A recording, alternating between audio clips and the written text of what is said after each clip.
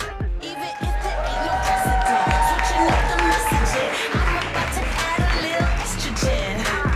Buy my whip, buy myself, pay my rent, buy myself. Only exes that I care about are in my chromosomes. I don't really need you. I'm a Macaulay Culkin, home alone. Hi everyone, my name is Amanda Ferrante, Metric Theory's Chief Revenue Officer. Thank you for joining us. For those unfamiliar with Metric Theory, we're a paid media agency headquartered here in San Francisco.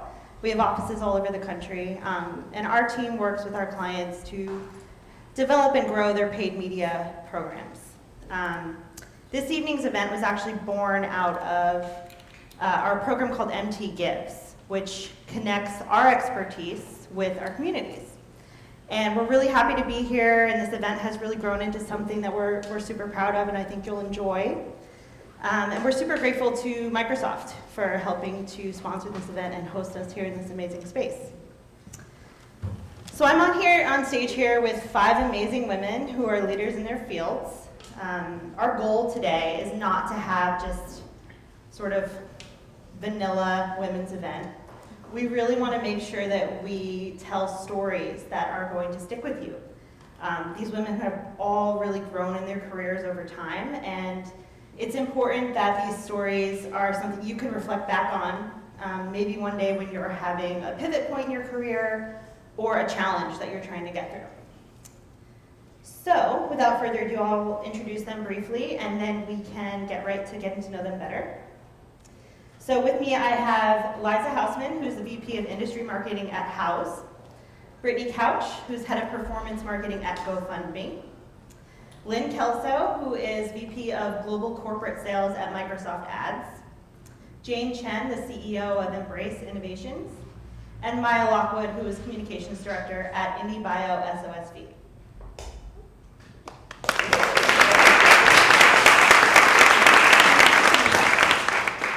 So to kick us off, I'm sure members of the audience are curious to hear how some of you guys have gotten to the roles you're in today. Because especially in the Bay Area, no path to leadership is up a straight ladder, right? Lynn, you run a global sales team. Yes. Hundreds of team members at Microsoft, so not a bad gig. When I asked you how you got to your position, you actually told me that you have found a strategy to collect experiences that would propel you to be ready for the next role. Yes, yes. So can you elaborate on that a little bit? Yeah, absolutely. So, it's funny, when I started my corporate career, so I actually started my career in academics and never had any intention of having a corporate career. So when life, kind of threw me in that direction, for the first 5 or 6 years of my career, I had zero strategy whatsoever. And I happened to get lucky enough to join Microsoft about 12 years ago, and they're really serious about career planning. So I was like, oh dear, I need to figure something out. And what I learned was that actually your big breaks, like your big vertical moves, when you get that big promotion or that big new job, those came not because I was working one silo and moving my way up in that silo. They came because I happened to have a killer combination of skills that leadership role required. So for instance, when I started in search, I actually started in ad operations. I was managing our editorial system for, it wasn't even Bing then, it was Ad Center, just to date me a little bit. And then I wanted to get closer to the customer, so I had an opportunity to take over an account management team. And then my boss had asked me to build a sales team, so I built a team of AEs. And then he asked me to build a channel team, so I built a channel partner team. And all this time, I also wanted to get some international experience. So I volunteered for projects that had an international component. So lo and behold, Microsoft then signed this massive deal with Yahoo, and we had to launch all of these markets in Europe. And the person at Microsoft who was originally going to launch the Yahoo deal in Europe left for one of our competitors. And so I was like, oh my God, that's my job. Because they needed somebody who had account management experience, sales experience, channel partner, and ad operations to run the whole region. And because I was the only candidate that had that unique combination of skills, that gave me that break, right? So when I look back on my career, it's a big zigzag. Like if you were to try to diagram it out, it would be just a big mess. But what I learned was it's collecting those experiences function by function, going with what interests you, that then that combination is something that can propel you and really help you make a big move. So a lot of those were lateral moves, right? Yes. And I think lateral moves, sometimes people think that, they're above that. Mhm. They want to move up. Yeah. Did that scare you? For me, it's always been about what am I going to learn, right? So some people are very motivated by promotional velocity. For me, it was more about what am I learning and how am I growing. And so I was attracted to those lateral moves because I wanted to learn, or I wanted to go work, and learn from a new leader. And but I did find that even though it feels like a lateral sideways move, I might not have been gaining compensation-wise at the time. The fact that that then enabled the really big career leaps that then did get me, eventually to VP, I think the strategy paid off in the long run. Yeah. And it's interesting you talk about learning. So Brittany, to piggyback on that, you are a metric theory client, which is exciting. You've gotten promoted at and moved to several large companies in digital marketing. And there's a ton of digital marketers in the audience today, which is also good that I want you to share a little bit about how do you go about learning in that field? Because, it changes daily, right? And I think you shared that you found yourself sometimes doing a job that didn't exist. Right. So how do you get through So that? anyone who's a digital marketer understands that there's first touch and last touch metrics. And I think what really happened to me was I found myself at a lot of companies that were focused on making paid search better from a last touch point of view. And you can really only build so much search volume before you need to introduce people to who you are and what you want them to search for. So instead of getting hung up on increasing last touch, I started focusing on what was the driving force at the top of the funnel, in the middle of the funnel, that landed kind of in my bucket. And from there, a lot of it was luck and curiosity and just a passion for learning. Throughout my career, there's been kind of this focus on siloing. So if you're a paid search person, that's what you do. If you're a paid social person, that's what you do. And you stay in this bucket. But that really limits creativity and kind of halts your career growth because, as anybody knows, it gets boring sitting at a desk all day going through search queries or Excel sheets and things like that. So what really happened to me was I was looking for a job that was going to adapt to what I do. And as Google's algorithms started changing, I started realizing that all these other channels impacted me in a way that if I didn't get on board with integrating with them, I was gonna miss my mark. Not just in learning, but in also the company goals that are set. So a lot of it was trying to find the right amount of learning and skill set so that at any given point, should I not succeed, I always knew what happened in the funnel that either prevented it or that we could make better. Great. Cool. So next, let's talk a little bit about curating your personal leadership style.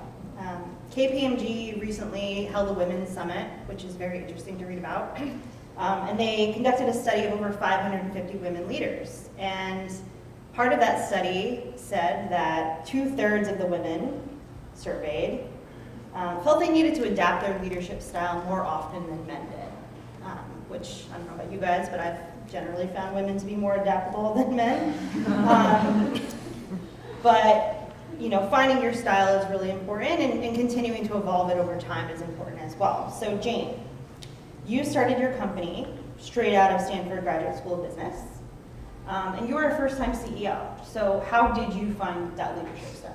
Yeah, and I'll just give a little bit of background on my company first. So I was at Stanford doing my MBA, took a class at the design school that's all about creating low-cost technologies for people living on less than $1 a day. And the technology posed to my team at the time was to build a baby incubator that cost less than 1% of the cost of a traditional incubator, which in the US is about $20,000. So we started doing background research on the problem and discovered that 15 million premature babies are born every year around the world. 3 million babies die within the first 28 days of their life. So that's 6 babies every minute. And one of the biggest problems these babies face is staying warm or regulating their own body temperature. And that's a primary function of an incubator, but not only are incubators expensive, They require constant electricity, they're difficult to operate. You're not gonna find them in remote areas where many of these babies are dying. And so what my team and I created is this. Looks like a little sleeping bag for a baby. The core technology is this pouch of wax. So this is what's called a phase change material. It's a wax-like substance that you can melt with boiling water. And once it melts, it maintains the exact same temperature of 98 degrees for up to 8 hours at a stretch. And you can reheat this over and over again. So you just put it in the little pocket in the sleeping bag back here. And that's it. It creates a warm microenvironment for the baby. And so to date, we've saved about 300,000 babies with this device in over 5 years.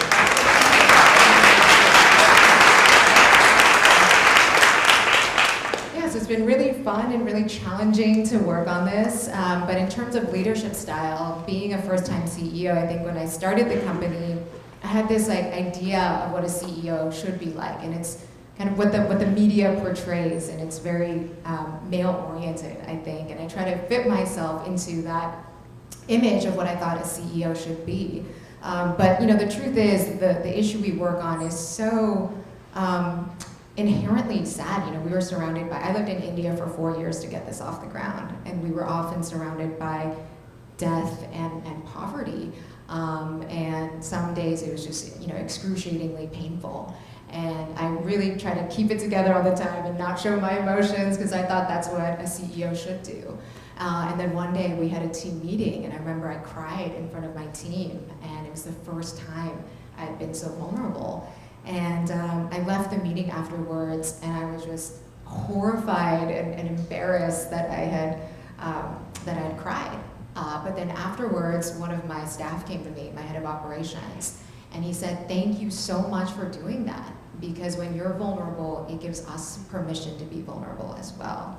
And that was one of the most powerful lessons for me as a leader, to really just be authentic in who you are. And that is what resonates most with people. Get rid of all of those ideas and images of what a CEO should be, and just be your most authentic self, because that's how people are going to trust you as a leader.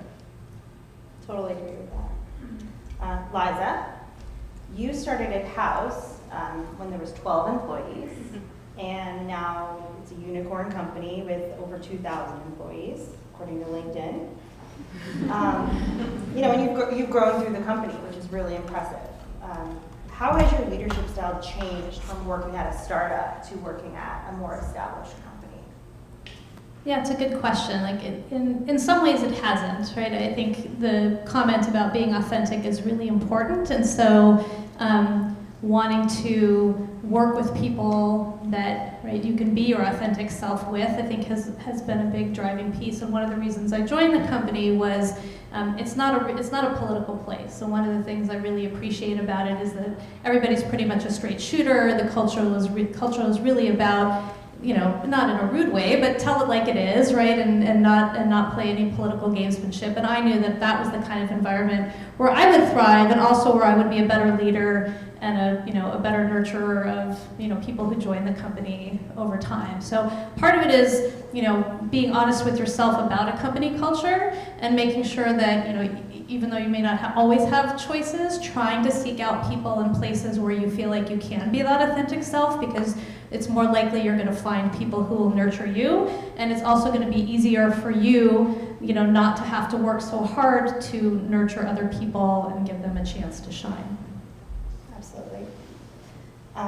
Maya, you work with 30 companies a year at IndieBio's Biotech Fund and Accelerator. And part of your role is to build their brand, but a lot of it is coaching them on their leadership style and helping them find their voice in a crowded market. So you mentioned to me that you're inspired by women who don't need to act like a man to be successful, which was definitely a bold statement that I absolutely loved. So can you elaborate a little bit on what that means to you? Yes, just to tag on to Jane's comment earlier about adapting to, or maybe it was your comment, but what are we adapting to? That's the question that I've always been wondering. And I don't believe that as a woman we should live our lives trying to adapt to environments where men are the majority. I think we should be ourselves and let men understand how we operate so that we can gain better understanding of each other and change the rules. And so biotech is, the biotech firm I work at is filled with scientists and engineers. And so we have invested in about 44% female founders. And I get to work very closely with all the founders, but I think the main thing that I like to advocate for is mental health, having an environment that we promote good mental health for all. And in doing so, we're able to develop much better leadership skills. And by that, I mean taking time to really get to know yourself. We have meditation every day. It's optional. We have journey talks, which is getting vulnerable with our peers, getting vulnerable on stage and speaking. And I think it really starts there. A real good leadership is an advocate for good mental health. Great, absolutely. So moving on to the topic of negotiation, which I see all your faces. The word itself kind of gets a bad rap, right? And that's because so often it's associated with being salesy, when in reality, to me, what negotiation means is it's an interaction and a value exchange that takes place between two people. And ideally, that value exchange benefits both parties, and you can come to some sort of resolution. So what we want to talk about today is negotiating for yourself.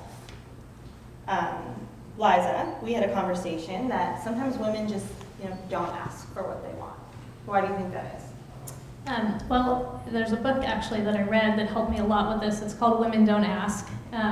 And what's really interesting is it's a social science study, and it covers, they ran some actual negotiation models where they actually brought women and men into situations and had them negotiate about something that wasn't particularly important, but they actually found that men were able to negotiate and get 7% more for themselves than the women did, which exactly maps to the wage gap between men and women. And the nice thing about it is that this was I read it at a point in my career where I was about to take my first VP of marketing job. Right, and I'm going to a startup, right, and I want them to like me, and I want my relationships to be good, and I don't want anybody to look at me like, oh, is she going to come in here and be a difficult person? And what the book gave me was the ability to look at the situation objectively, to kind of take my emotions out of it and say, oh, this is just kind of the way things are, and I can deal with this objectively by looking at the data and saying, I should go through these motions. They might be a little uncomfortable for me, but I can kind of coach myself and say, I'm going to put myself out there, be a little uncomfortable, because I can see that, based on facts, this has nothing to do with my personal experience.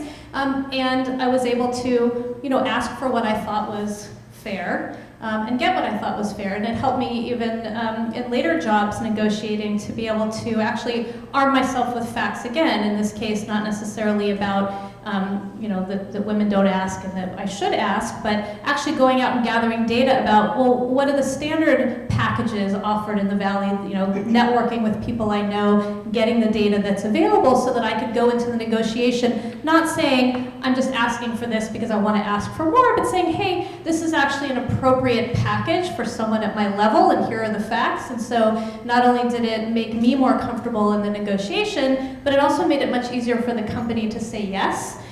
Because they could go to the board and say, well, these are the facts. This is what we really should offer, and this is fair to use. So I think arming yourselves with an external perspective can be very powerful and get you out of your own head where you're thinking it's just me, and making you recognize that this is a pretty typical situation and something that you can address. Yeah, I always find that what I've always tried to do is do the job that I'm asking for before I actually ask for it.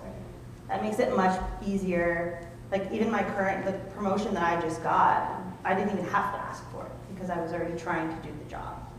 Which Have is you guys great ever if done you're in that? a company, that will recognize you that way, or you're in an existing role, Mhm. and everybody wants that recognition. And I'd love to hear from you guys, because I found more often than not that often companies just don't pay attention to that, and as much as you'd like to work for somebody that's just going to recognize that and give you the kudos and promote you for it. It doesn't always happen, and especially for women, it happens less often, and you actually have to put together the facts and go and present them and say, by the way, here's what I'm doing compared to whatever, the other men are doing, and you need to make it, move forward.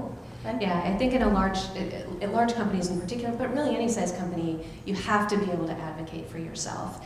And a lot of women are very uncomfortable with that, because I think we have all these stereotypes, like you said, from the media of negotiation or sales being these kind of machismo exercises, and that doesn't have to be the reality at all. So there was such a demand within Microsoft Advertising. I co-lead a group, Women in Microsoft Advertising, and the number one request we got was, help me with negotiation skills. Yeah. And it wasn't to go negotiate with clients, it was to negotiate for a promotion. Yeah. And so we brought a consulting group in to put a training together, and they gave us this book. I brought a prop. It's called The Power of Nice. Now, this does not mean this isn't like a woman's guide to negotiation. What this is, It's written by a man. it's written by two men, and it's actually about that whole idea of negotiation as one person clobbering the other, like I win, you lose. That is a terrible idea. Because if somebody's losing in the equation, then you might have won one victory, but you're not going to have a sustainable business partnership. You're not going to have a customer relationship that continues to give you return. Like it's a losing proposition. So really, if you can create negotiations that are about, as Liza said, an exchange of value, where both sides are getting something, that's the idea. The other point Liza made that is so important: negotiation is all about knowledge. It's all about doing your homework and asking questions and probing, because the more you understand the lay of the land, the more you can ask for what you want in an informed way. So if it's about asking for a promotion, well, do you know how your company promotes? Do they do it at any time, or is it at special times of the year? Does your manager have the authority to make the promotion decision, or does your manager have to get approval from leadership? What are the criteria for a promotion? The more you can ask about these things and do your homework and understand what does it take to get promoted, then you can start to build the case for yourself. So if you arm yourself with the knowledge, then you can really argue your case. And that doesn't feel, it might still feel uncomfortable, but you've got all of your research and hard work to make you feel more confident in making the ask. What I like to tell people is it's all about boundaries. So in San Francisco, we're all in the startup life, or most of us are, and there's a lot of gaps. So there's a point in time where you can say, I may not have all the skill sets, but I'll get there, and I'm happy to take this on because I'm working towards this role. But it's very important to say that to your manager and then add, let me try it for X amount of time, then we will regroup, see if it's working for you, and put me on this career path. Because part of the problem with taking on too many hats is if you don't ask for something in return, you're going to miss out on that promotion, that title, that opportunity. So it's a combination of knowing your worth, knowing what you're willing to learn, and then reinforcing this is what you're getting out of a relationship, and this is what I'm asking for back. And if you pick a reasonable time frame, like let me try this for 3 to 6 months and we'll reevaluate, oftentimes I've found in my career that the C-level is more than happy to support me, provided we pre-discussed it, I'm on the track, I'm doing what I'm supposed to, but you have to be strong. Otherwise, you can go years with 5 different jobs you never signed up for, a load of stress, and everybody might respect you, but not compensate you the way that you actually deserve to be. And I think the clear expectations are really important, because that's how people end up feeling unappreciated, right? And it's just the perception. That's all that matters, is your perception, and then also your manager's perception of you. And I think a lot of times people aren't trying to be difficult, but they have a hard time verbalizing what they want. So to move on to the next topic, I'm really happy to see a number of men in the room, which is amazing. Hope you're not all here just for the appetizers. Which were great. Yeah. It's great to see you all here supporting your colleagues and to learn. So when speaking with women on the panel, it was really clear just like I have, they've had really great experiences working with men. But we've admitted that, you're different. Then women and men operate differently in a lot of scenarios. And there's ways that we can bridge the gap to work together more effectively. So Jane, you started a company with 3 male co-founders, and you were the CEO, so technically you were their boss. And you told me about how you would be in meetings with anyone, really, investors, partners, whoever it was, and you're the one giving the presentation. And yet they would still direct the questions at the men. How did you handle that? So I think it's really important to, as women, to make men our allies. And in my scenario, we were living in India, and oftentimes we would go make these visits to doctors' offices, and they wouldn't even acknowledge me or shake my hand. And then we'd be giving investor presentations, and this was in the US and all over Europe as well. And I remember I'd give the presentation, and then every question afterwards would be directed at my male co-founders. And so I pointed it out to them afterwards, and it was funny because they didn't even realize it at all. They had no awareness of what was happening.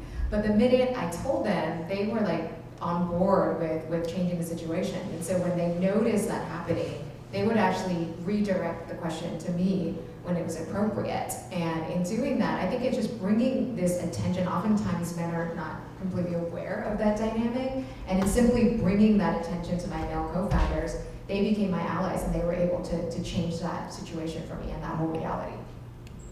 Great. So Maya, you work in both science and the VC world, which is pretty much as male-dominated as it can get. How do you work with 44% of the founders that you work with are females. So how do you coach them on navigating those waters? Well, it starts with your core belief system in what you feel deeply about yourself. So I always ask people, do you believe you're meant to be here? And start there. I think we all have that question about, am I enough, or am I an imposter? Am I supposed to be in this role? And so exploring core belief system is something that we can all do, and I think it's fundamental for success to really develop a belief system that supports you in life, not just in the workplace, but at home in your personal relationships. And one of the ways that we do that at IndieBio and SOSB is, we get people up on stage quite a bit sharing, and we try to get as many women in front of investors and on stage telling their stories.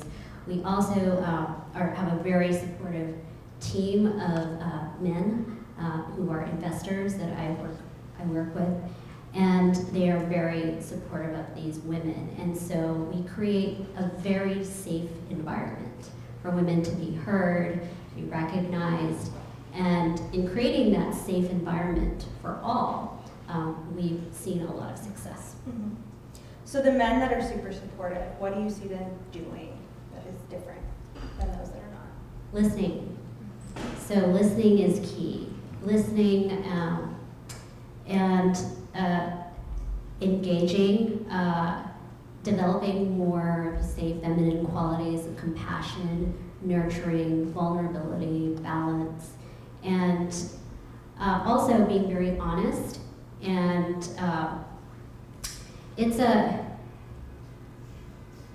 I've had a very positive experience, and I want to say that it's a real gift to be a woman, I think, in this day and age. And we try to, well, at least I try to at IndieBio with our female scientists and engineers, is to help them own that, to help them be proud that they are, the selected women, female founders, and that they have an advantage over everybody else in Silicon Valley who's raising money because they are a woman.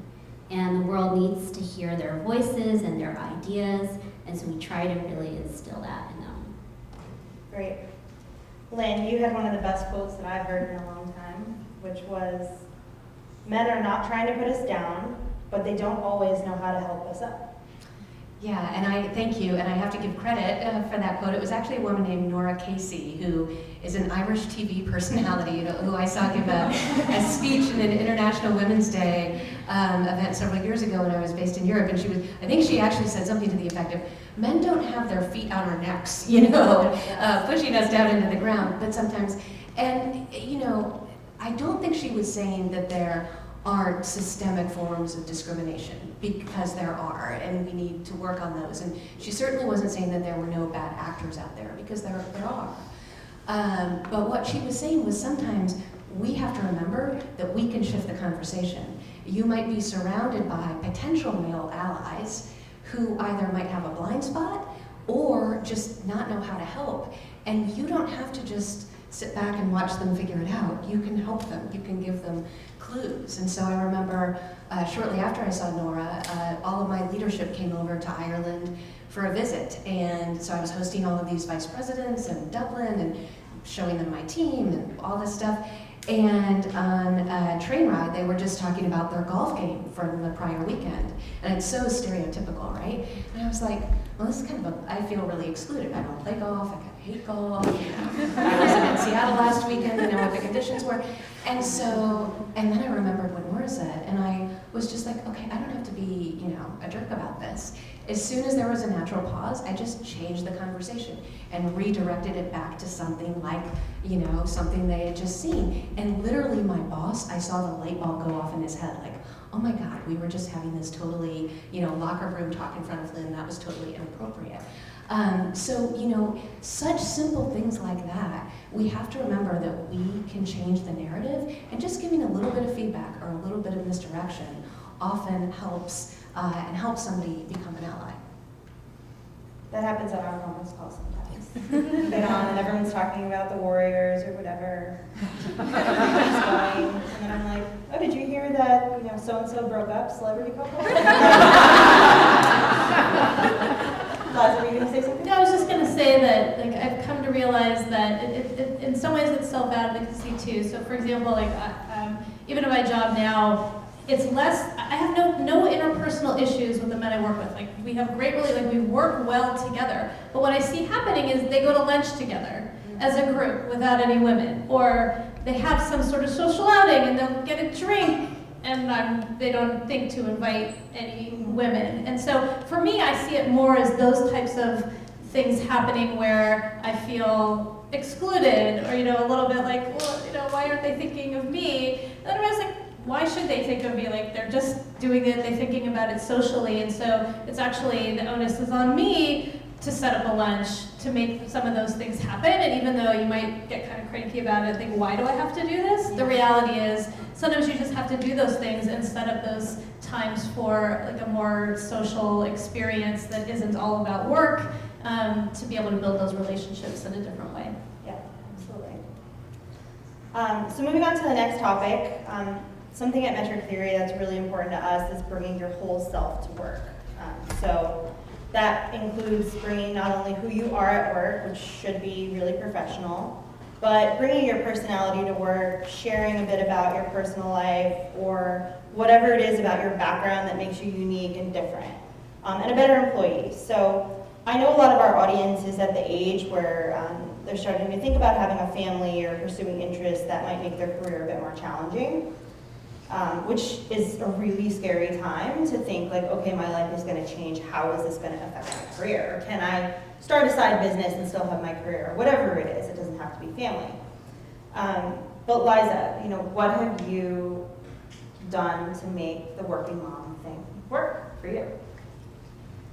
I think the number one thing is just to be nice to yourself and realize that it's not easy, and young kids especially, I call the first 5 years the investment period, where you're just I give up, it's the investment period, after this it's going to be great.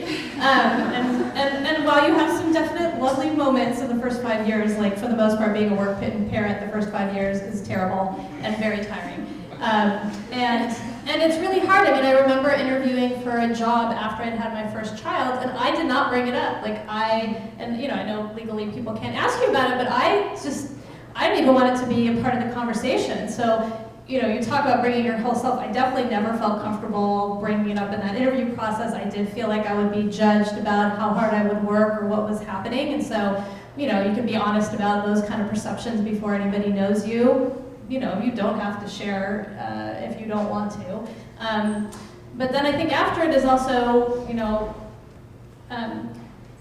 don't try to decide until you have children how you're going to feel afterwards, because I have tons of friends, people on power tracks who decided they were done, they were staying home, they didn't want to do it anymore, and tons of friends, and myself included, who felt like, I am a much better mom working, I need the break, I need other things to talk to my husband about, like I just am not going to be a good parent staying home. I need the balance, I need something else to think about and engage my brain. So, it's okay, you can't know until you get there. It's a totally personal decision for you.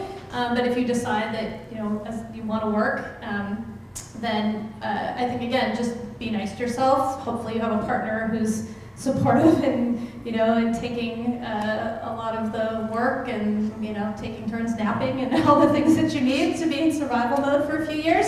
And also to be okay that, like, you might, your career may slow down for a couple of years. And definitely, mine did. There was only so much mental bandwidth I had to share at work, and you kind of have to decide you're going to be okay with that and roll with it. So there's no one right path, in the same way that, like, we're kind of giving career advice. Like, when you have a child, lots of people will tell you things, and you take it all in and then use what's useful. And I think it's the same thing with this advice here. Everybody's different, and you have to do what's comfortable for you. Do you guys find, because at our company at least, the men who have children are super open about it as well, which is awesome. Like our CEO's baby was in the office today, which was really cool.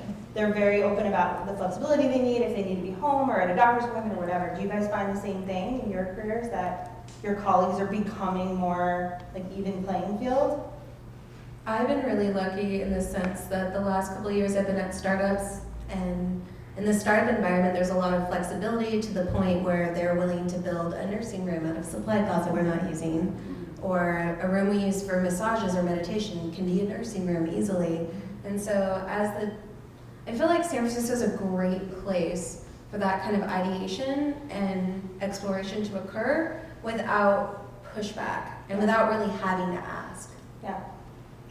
Yeah, Microsoft started extending parental leave benefits in the U.S. to both parents equally a couple years ago, and so now we have a mix of maternal leaves. Well, we just call it parental leaves, right? And it's been fascinating to see the fathers, the way they use their leave and the way they balance, that first year sharing different leaves with their partners. And I do think both parents are becoming more open at the workplace, but I think it's pretty recent, at least for us. It's really just the last 18 months or so. Like, we kept having these kind of working parent things for women, and I kept getting feedback from my male colleagues, like, I need this too. Like, you think you need flexibility? Like, I need flexibility, I need the same help. Like, why is this a women's thing? So we just started opening up everything, to everyone, all of our conversations, because parenting is a universal challenge, and there's no easy answer in how you balance work and life. Everybody is a work in progress. So, but I'd say that cultural change is in the last couple of years. Mm-hmm. Great. Lynn, you had told me about some initiatives you work on at Microsoft that are dedicated to millennials and bringing your whole self to work. Can you share some of those? Because some of the programs are things that you can easily build at other companies, but people need to step up and do it. Yeah, absolutely. I think this whole notion of authenticity that we've talked about, that's a real, I think it's a pervasive and incredibly empowering cultural change in corporate America, that, people don't have to fit a mold. You kind of have to be the best version of you. And I think companies are finding, particularly with the millennial generation and Gen Z, like, you're not going to attract or retain talent unless that is your philosophy. And one of the things Microsoft has been doing for years, but I'd say again has stepped up in the last couple of years, are just employee communities. So, we have women at Microsoft, and we have women in every division. We have racial and ethnic minority groups. We have communities for the LGBTQ community. We have parents groups, adoptive parents groups. Like, it's a big company, so we have a lot of these communities, but the idea is any company can build community. You know, a couple motivated people can start, connecting people to each other, creating safe space to have conversations that might be difficult. And those communities, I think, have helped people recognize that I can be whoever I want at work. One of the leaders at Microsoft of our LGBTQ community is a guy named Alexei Fedorov. I wasn't planning to tell this story, but it's too good to pass up if you don't mind. And I just came from our global sales conference last week, and he was awarded the Founders Award, which is the highest honor that Microsoft gives to its employees, less than 1%. I think it's like 20 employees in a 140,000 person company, so it's a very prestigious award. And he came to the awards dinner in a red Zara dress. And I was so proud of the bravery. And he was like, I figured you told me cocktail casual, I'm gonna dress cocktail casual, that was his line. And he got a standing ovation.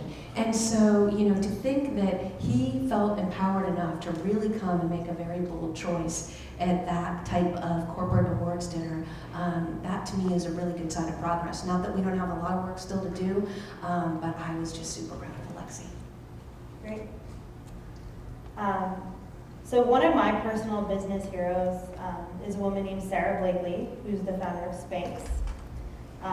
So if you don't know who she is, she founded Spanx, but she literally went from selling copy machines in her apartment to she's a billionaire. She owns 100% of a multi-billion-dollar company.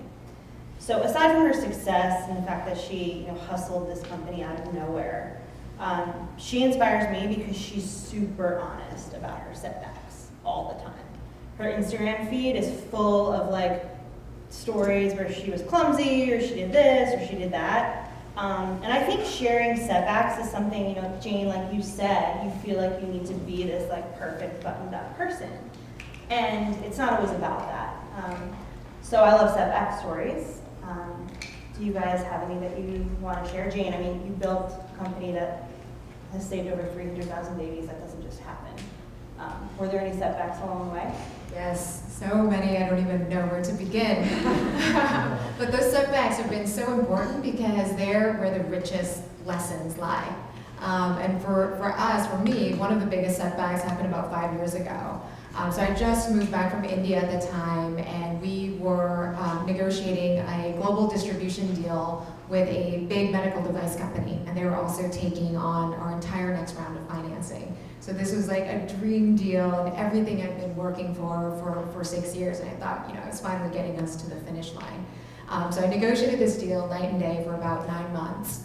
And then a week before we signed the documents, the company fired their global healthcare CEO, who was the main advocate for the deal, and they pulled the plug. And so we had about 7 days of cash left at that time, and we thought we were gonna have to shut down the company. So in that moment, a miracle happened. About 9 months prior to that, I attended the World Economic Forum in Davos, and every morning there was a guided meditation, so thank God I meditate. I dragged myself down the hill at 7 a.m. the first morning, and out of 3,000 attendants, there were 9 people who showed up to this meditation. And I happened to sit next to Mark Benioff.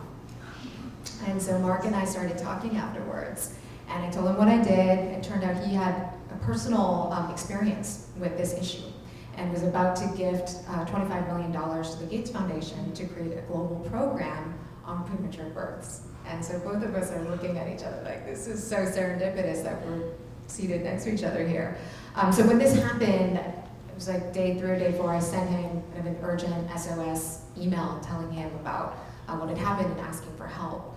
And in about 2 days, he responded saying, I remember the email so clearly. He said, "Dear Jane, I will fund your company. Aloha."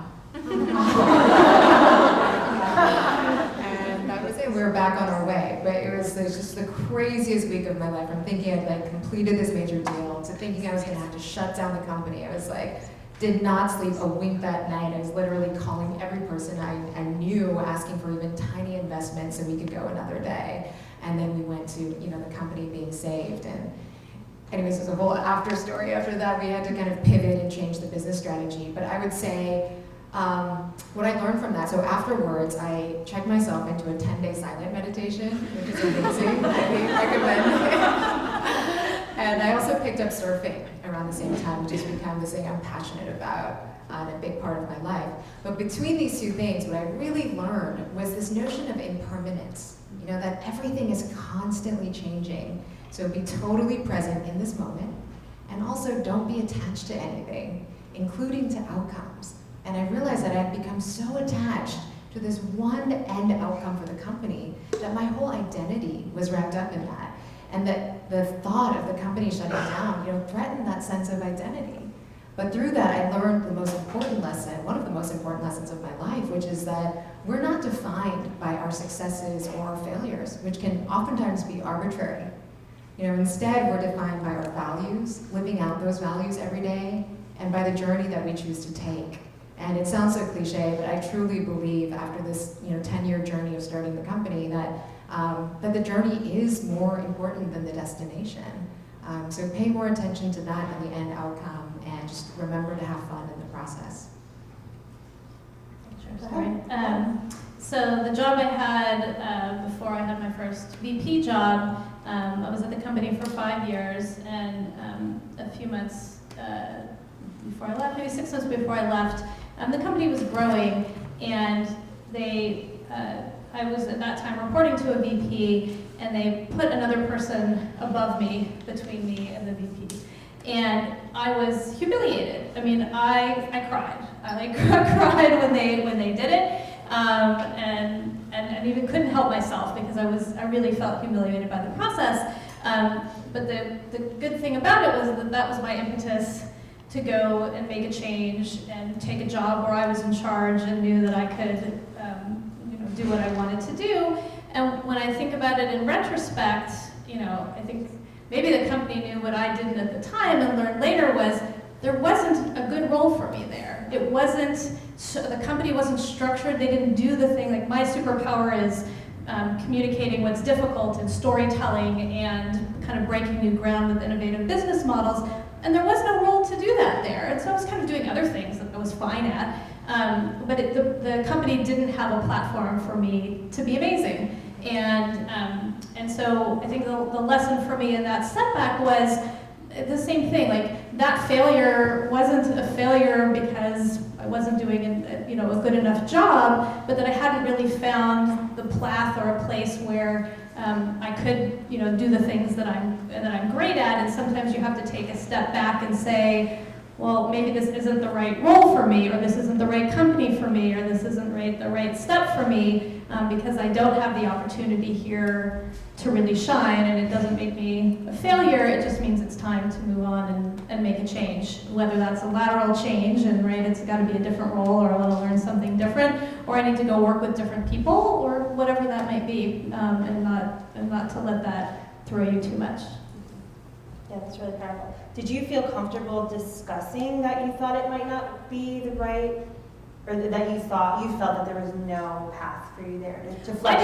I didn't recognize that at the time. I just felt humiliated, right? Yeah. And so that, the humiliation was what drove me to kind of get out there and make my own path and go to a place where I would be in charge and could do what I wanted to do. And I think it was more, the wisdom over the years and hindsight in 2020 after seeing success in that next role and other roles where I had the opportunity to do that I could see that was the issue, right? And the truth is, the CEO of the company at the time actually knew that and was sort of trying to create a role that was more like what I was looking for, but I didn't want to do it at the time. So yeah, it's you don't always recognize it, but if you find yourself in a situation where you feel like you're banging your head against the wall, sometimes it just means it's time for a change, and not that you've necessarily failed. Yeah. See, we always encourage people to bring that information. We actually have an entire program dedicated to helping people find the right next 2 years of their life, and maybe that's with metric theory, and maybe it's not. But we encourage that open communication, because if there is the right different role, great. But if there's not, at least it's not taking interviews in a conference room or hiding and trying to. It's a much healthier approach. Yeah. Great. So the next topic I'm just going to throw it out there, mentorship, which I feel like, especially with women, you're always trying to find a mentor and trying to find a strong role model. I don't think formal mentorship programs always work. Sometimes it's like a blind date. You know, you think two people are going to get along, and you're like, oh, Megan, you should be paired with Brittany, or whatever it might be, and it falls flat. So, you know, that's not to say that having guidance in your career isn't super, super important. Liza, you said something to me that really stuck, that as a manager, when you hire people and you're in the interview process, you always look for people that you want to mentor. So what do you look for? Well, I think, you know, when you're interviewing people, right, sometimes you can say, well, this person could do the job, but I feel like you owe it more to them than, you know, bringing them onto the job. You owe a mentorship role if you're going to hire somebody. And so when you know, look for folks to hire, you obviously want to hire folks that can do the job, but then you also want to make sure that you and the other people on the team are excited about this person and want to invest the time to mentor them. I think, as you said, you know, finding a formal mentor is difficult, and I think just a story that happened to me yesterday where I was in our sales office and working with a younger sales manager on some new lyrics for a new product, and he took a moment to say, hey, you know, every time you come down and work with me, I feel like I learned something new, and I really appreciate you doing this. And I thought, wow, you know, that's really smart, right? Sometimes just paying somebody a compliment or saying, I appreciate these conversations is enough where, okay, well, I'm sure going to remember that, and next time I see him, right, make an effort to spend more time, and it doesn't mean that we're in an assigned formal relationship, but if you don't feel comfortable, you know, asking for mentorship, something as simple as saying you appreciate, you know, the interactions that you're having with someone is enough to, you know, for that to stick in their mind and then make them feel obligated in a positive way to spend more time with you, right? And to give you that attention. Yeah. When you guys were coming up in your careers, how did you know, make yourself seen with someone, and how did you approach them to get them to mentor you? Or coach you, really. It's about coaching, not so much like the formal mentor topic. I would say the first 5 years of my career, I did this thing called floating, where I was waiting for somebody to tell me they believed in me and that I could do all these things. And then about 5 years ago, I was frustrated because I felt like I was the shining star and I kept being siloed to one specific career path that didn't end in CEO and didn't end at president. And it was kind of just a dead end. And so now that I manage a fairly sizable team, I started thinking about my own narrative and how I really had to think outside the box to expand my knowledge set and get to where I am today. And so one of the things I realized was happening was I wasn't telling people what I wanted. I was waiting for them to tell me what they needed, which is awful. Please don't do that. So now when I work with my own team, not just in reviews, but even in our one-on-ones, one of the things I like to ask people is, are you happy? Are you stressed? Do you feel like you're doing what you're supposed to do? And how can I help you get to where you want to go? Because a lot of times people have a vision of who they are and where they should be in 10 years. And if you don't ask them who they are and who they want to be, then you don't know what skill sets they need to fill out or what talents they have that you don't know about. And a lot of people in any performance marketing or digital industry have a very large variety of skill sets and passions that just get underutilized. And so Google's a really great example of this. They give their employees like 5-ish hours on a Friday to work on pet projects. I think that's amazing. And anytime my employees want to do something kind of different and weird that I almost don't believe in, I'm like, okay, that's fine. You tell me where these 5 hours are going to go. You tell me what we're going to build out of this. And it's been really powerful. And it's the people who respond well to that, how are you doing? Is there anything you need? Is this what you want to do? That really resonates with me, and that's what I pick up on for a mentorship, right? Because it's not just about who can you make better, but who wants to go on a better journey with you. Great. So just one last question, and then we'll get to some Q&A. Maya, what advice would you give your 20-something self? I would tell myself that I am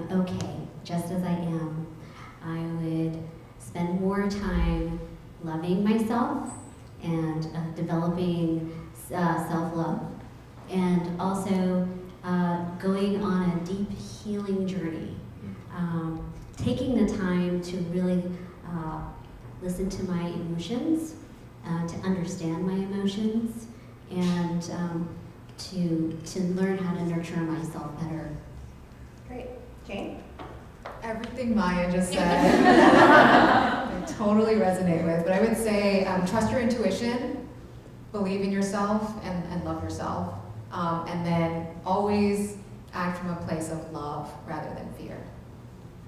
Lynn? I think I wasted a lot of years thinking I had to be somebody else to be successful in business. And what I would tell my 20-year-old self is, all you have to be is the best version of you to be a leader. Brittany? Don't take no for an answer. Accept yes with conditions until you get what you want. Love it. Liza? I think number one, you're not an imposter, so I think the believe in yourself is a big piece. And then I think the second thing is, and I think it's related to what Brittany said, don't assume people know what you want or understand why you're upset or frustrated. I think like the only regrets I have, in my career, or where I didn't take the time to have an explicit conversation with my manager or my team when I wasn't happy with how things were going, right, and made a change without having that conversation explicitly. Don't assume that people have any idea what's going on in your head. You have to have a conversation about it. Great. Okay, so now we're going to do a little bit of Q&A. So, Maya had one last comment. oh, go I just ahead. had one last comment, and that was going on what Jane said about trusting your intuition. Trust yourself. Always trust yourself first. There will be mentors, coaches, managers, you name it. Learn to trust yourself. Great, thank you. Great message. I'll just stand up. Hi, I'm Jade. I don't know if I have an exact person to ask this question to, but I work for a startup. I've worked there for about a year. We were 26 people when I started. I think I was one of 5 women. A year later, we're 42 people, 10 women. So we're getting better, but we're not there. And I've had a promise from the executive team that we're going to hire a female executive. And we have a position open. We've been hiring for it for 6 months and no female, so now we're back on the male track again. So I'm just asking for any advice on how we can try to influence executive management to hire a female for that role, because there's no females above me at the organization right now, and it's frustrating.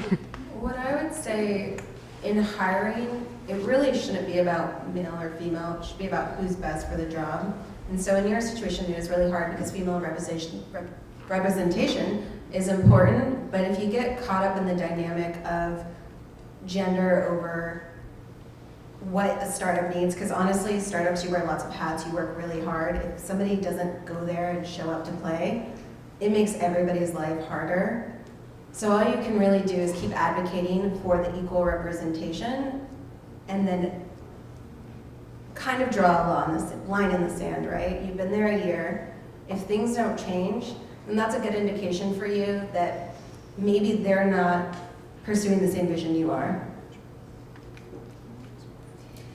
I would challenge that just a little bit, because I do think studies have shown that having women in positions of leadership pulls other women through. So if they want to, have more women in general throughout the startup, putting a female leader in place is really important. I would really wonder what they're doing from a recruiting standpoint, right? That does not sound like a great track record, and they probably just need some help. But I think encouraging them to stand to that principle as a way to then open the door for other women, I think is probably the smart strategy, and I think the research backs that up. I think it depends on the role, right? If you're looking for a specific role, you should look for the best person, regardless. But there's plenty of positions in a company, and I also think that the person doesn't need to be your boss to be a leader and support you. I work with dozens of women in our company to try and coach them. None of them report to me directly.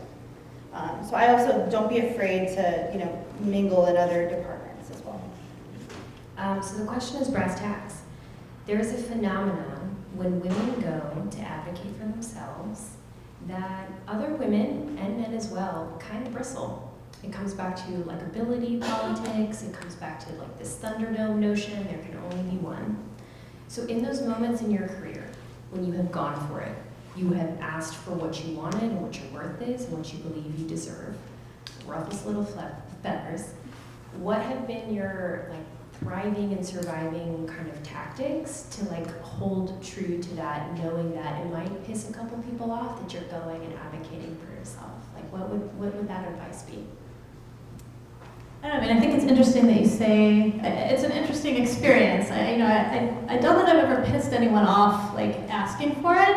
I think part of it is, facts are really great. And so I think part of it is trying to figure out how you do take the emotion out of it, and so that it can't be judged as selfish, that it's, I think objective, right? How do you make it as an objective a situation as possible? And so, being able to make a case for it, like any business case, I think is important. And it's the same thing, I think, when Lynn was saying you have to know, who your boss's boss is or how things happen, right? It's like, how can you arm your boss to be an advocate for you? And sometimes in those situations, it's about building the advocacy even before you go in. So are you surprising everybody with this? Or is this something you've had several sidebar conversations, with the people that matter, and so that it's, they're in a position to know more about you and advocate for you when you're there. And so I think it's sort of maybe making it a team effort in some cases, so that you have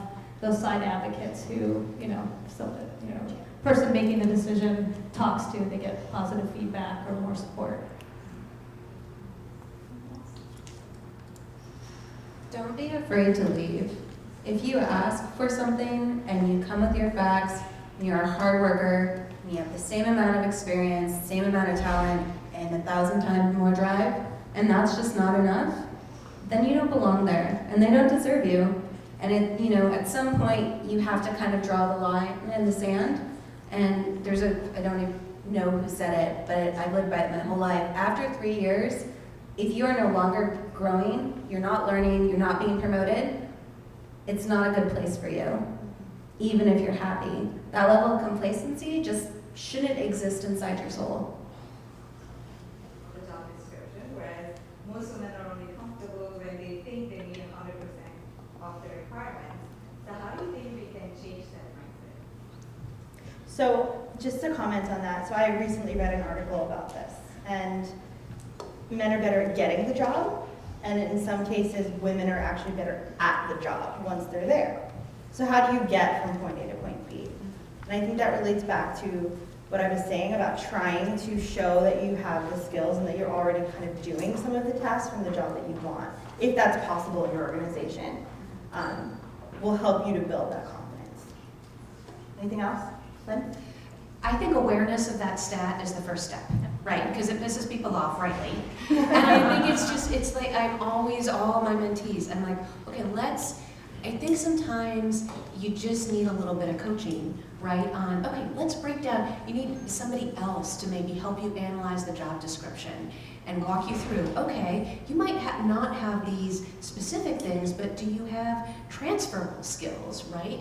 And in any job, I mean, as a rule of thumb, if there aren't no hiring manager ever gets a candidate that has 10 out of the 10 requirements. You know what I mean? Like, it's always, you're lucky if you get 7. And so the more people understand that, and the more you can even say, these gaps that I don't have, here's why I'm passionate to learn about that. Here are the resources I would need to help ramp into this thing. Like, being really honest about what you bring and what you don't have yet, but how you're gonna climb that chasm, I think that is very compelling to a hiring manager. Yeah, I mean, it's essentially imposter syndrome, right? Men look at everything they do have, and women look at everything they don't have, right? And that's exactly the difference. So part of it is, again, just recognizing that that's how your brain works. If that's how your brain works, and for many of us, it is. We're like, I'm missing this one thing. I'm not good enough. There's somebody out there who knows more than I do. I attended a really interesting forum. There's a project that's really about getting women to write op-eds. There's a whole organization that does this because women write like 1% of the op-eds that are submitted to newspapers, and it's for exactly the same reason, because they're like, well, I'm not an expert. There's a billion people out there that know more about this topic than I do. Why would I ever write an op-ed? And it comes from the same place, and so it's really about kind of encouraging women to recognize that that's the situation. And then when we went through this exercise, we were like, well, what are you an expert at? And you actually had to list it out. So I think, again, kind of going through a more objective exercise And also recognizing that sometimes softer skills, right, or being a positive person, or some of the other things that you can, talk about in an interview can go, farther than necessarily checking off every skill set box. Great. So we're out of time, but we will be hanging around. So I encourage you guys to mingle with the ladies and ask them some more questions. And thank you so much.